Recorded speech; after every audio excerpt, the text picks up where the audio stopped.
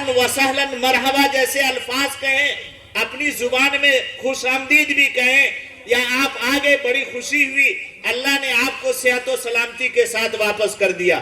یہ گھر کی عورت کا کردار ہونا چاہیے, اور مردوں کا کردار یہ ہونا چاہیے کہ جانے سے پہلے اپنی بیوی اور بچوں کو سلام کرے, اپنے بیوی اور بچوں کو سلام کرے, اللہ کے حفظ و امان میں دے, اور جب واپس آئے تو جیسے ہی بیوی پر نظر پڑے, بچوں پر نظر پڑے, تو بیوی اور بچوں کو سلام کرے.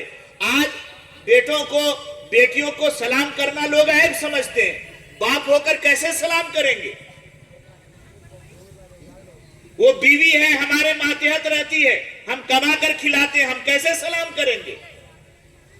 سنو, آقا صلی اللہ علیہ وسلم کا معمول ہے, گھر سے نکلتے ہیں سلام کر کے نکلتے ہیں.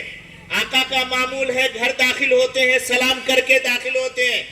ایک دن کا واقعہ ہے, نبوت کا بوجھ ہے, باہر بہت سارے حالات ہیں, وہاں سے گھر داخل ہوئے اور کس سوچ میں تھے کہ اماں عائشہ خدیجہ رضی اللہ تعالیٰ عنہ کو سلام کرنا بھول گئے. اماں خدیجہ نے جھٹ سے سلام عرض کیا, چونکہ ہمیشہ آقا سبقت کر جاتے تھے سلام کرنے میں, آقا پہل کر جاتے تھے, اور آج کسی وجہ سے سلام نہیں کر سکے تو اماں خدیجہ نے فوراً سلام کیا. یہ نہیں کہا کہ کیا وجہ ہے کہ آج سلام کر کے داخل نہیں ہوئے, اماں خدیجہ نے فوراً سلام کیا. آقا کو یہ احساس ہوا کہ میں بغیر سلام کیے ہوئے داخل ہو گیا. آپ الٹے پاؤں لوٹے, باہر آئے, گھر سے باہر قدم رکھا, پھر گھر میں داخل ہوئے اور سلام کر کے داخل ہوئے. بولو میرے بھائیوں, اگر آج ہمارے گھروں میں یہ سنت زندہ ہو جائے تو کیا میاں بیوی میں جھگڑا ہوگا؟ نہیں ہوگا. اور میاں بیوی میں جو پیار ہے اس میں بڑھوتری اور اضافہ ہوگا کہ نہیں ہوگا؟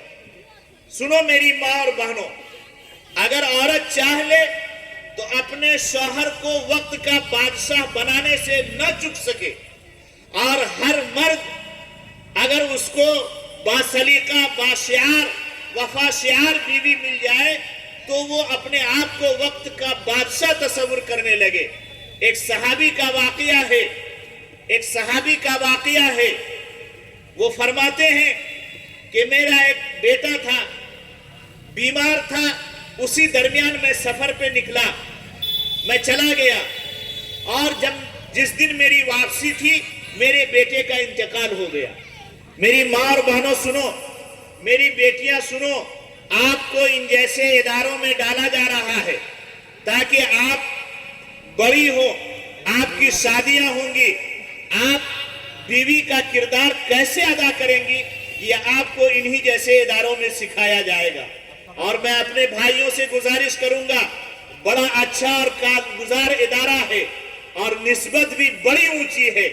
آپ یقیناً اپنی بچیوں کو یہاں ڈالیے تاکہ ان میں خدیجہ جیسی صفت پیدا ہو سکے, فاطمہ جیسے اخلاق اس کے اندر آ سکے.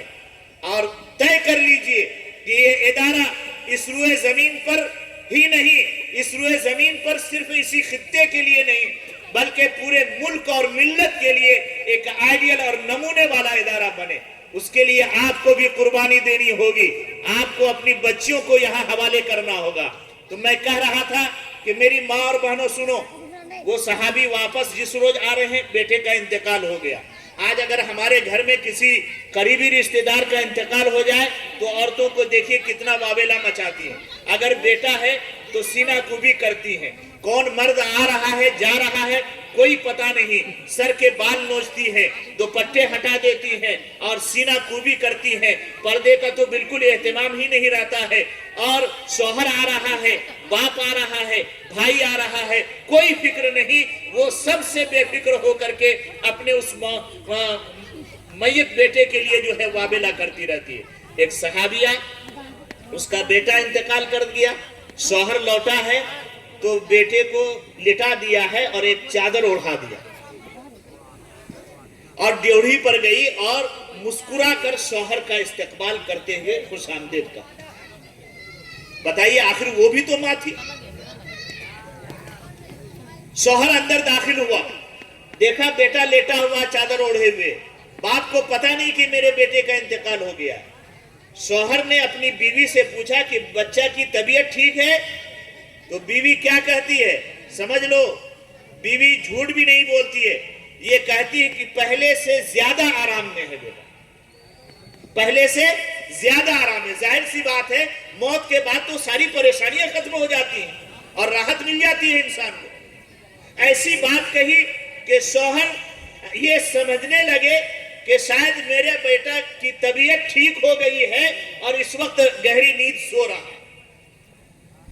बीवी ने खाना बनाया, शौहर को खिलाया और उसके बाद अब रात है तो सोएंगे दोनों सोने के लिए बिस्तरे पर गए हैं।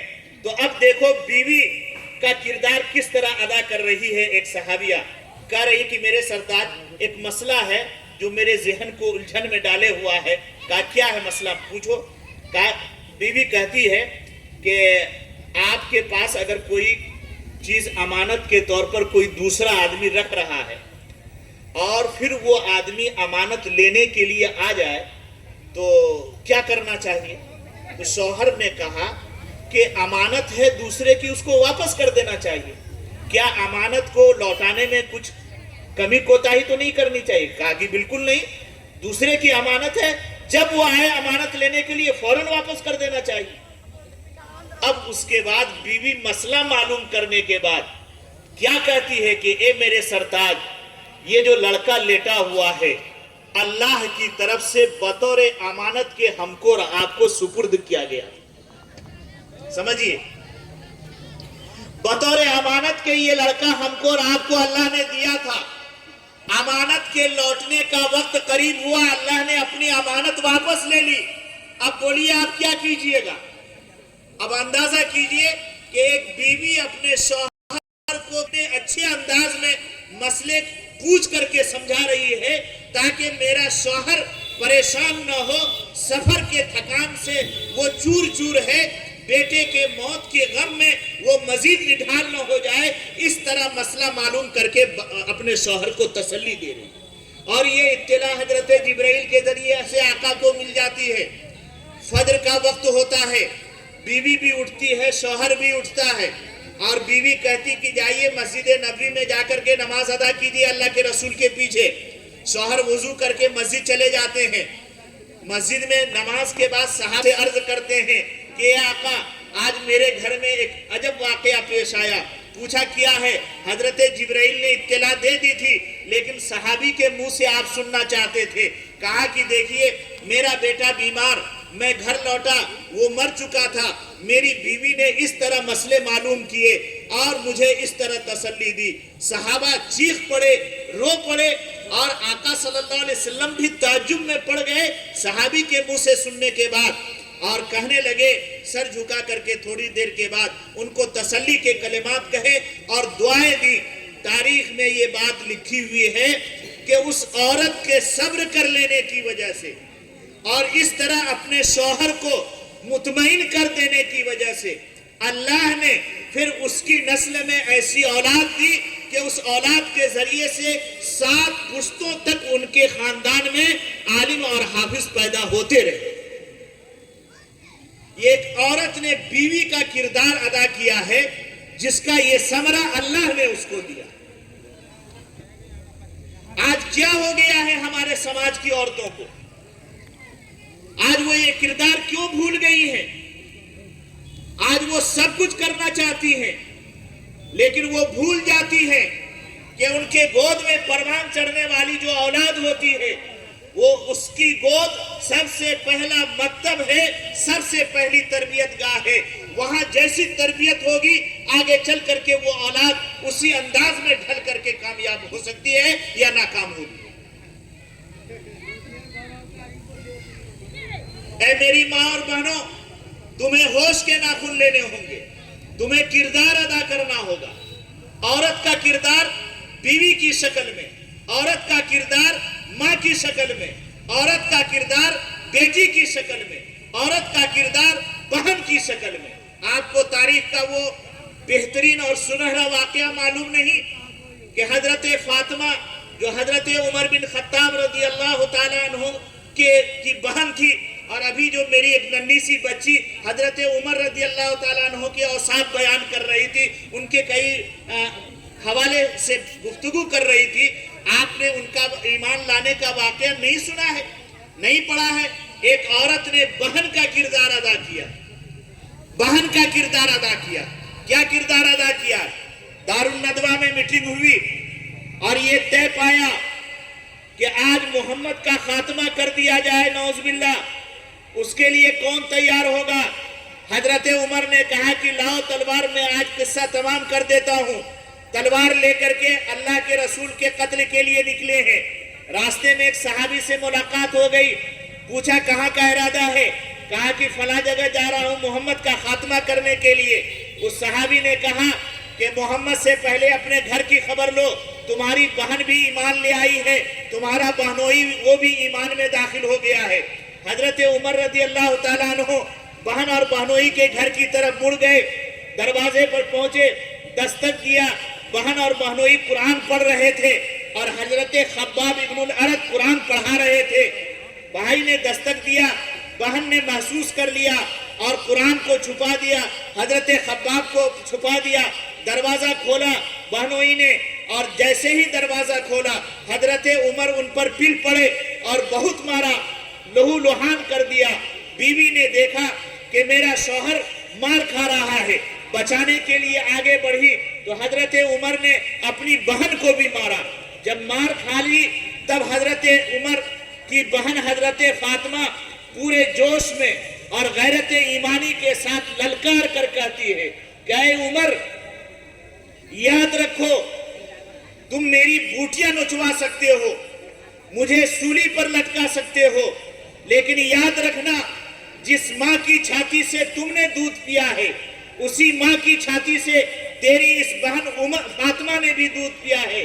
تم مجھے کچھ بھی کر لو، لیکن محمد کی غلامی کا جو توق میں نے اپنی گردن پر ڈال لیا ہے میں اس کو اتارنے والی نہیں ہوں۔ یہ سن کر حضرت عمر پر کپ کپی طاری ہو گئی اور حضرت عمر اسلام میں داخل ہو گئے۔ اے میری ماں اور بہنوں، ایک عورت نے بہن کا کردار ادا کیا۔ اس طرح بہت سارے واقعات ہیں، اگر ہم ان واقعات میں جائیں گے تو کافی وقت درکار ہے، اور ہم یہ کوشش کر رہے ہیں کہ مختصر تھوڑا سا اور وقت لیں اور اپنی بات کو مکمل کریں۔ اے میری ماں اور بہنوں اور بھائیوں، سنو،